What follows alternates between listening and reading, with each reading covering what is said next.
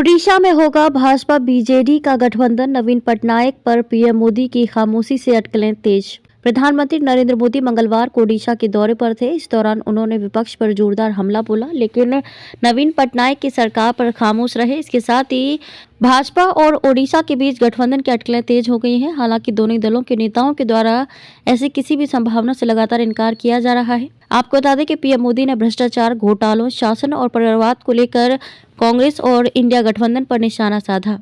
प्रधानमंत्री नरेंद्र मोदी मंगलवार को ओडिशा के दौरे पर थे। इस दौरान उन्होंने विपक्ष पर जोरदार हमला बोला, लेकिन नवीन पटनायक की सरकार पर खामोश रहे। इसके साथ ही भाजपा और ओडिशा के बीच गठबंधन की अटकलें तेज हो गई हैं। हालांकि दोनों दलों के नेताओं के द्वारा ऐसी किसी भी संभावना से लगातार इनकार किया जा रहा है।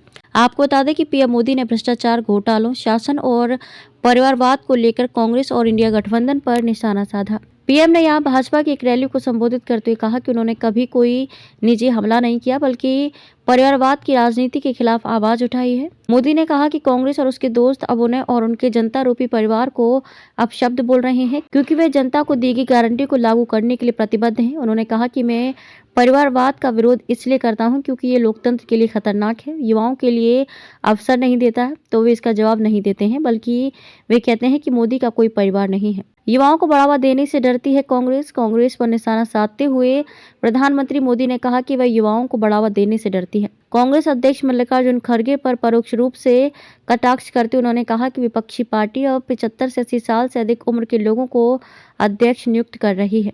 कांग्रेस पर निशाना साधते उन्होंने कहा कि पार्टी ने कभी भी 50 साल से कम उम्र के किसी व्यक्ति को पदोन्नति नहीं दी।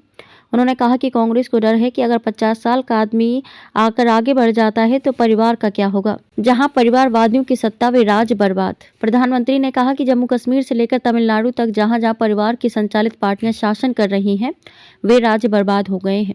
उन्होंने कहा कि वे परिवार मजबूत जरूर हुए हैं, लेकिन राज नहीं। उन्होंने जनता से सवाल भी किया कि क्या इन परिवार द्वारा संचालित राजनीति को जारी रहने दिया जाना चाहिए।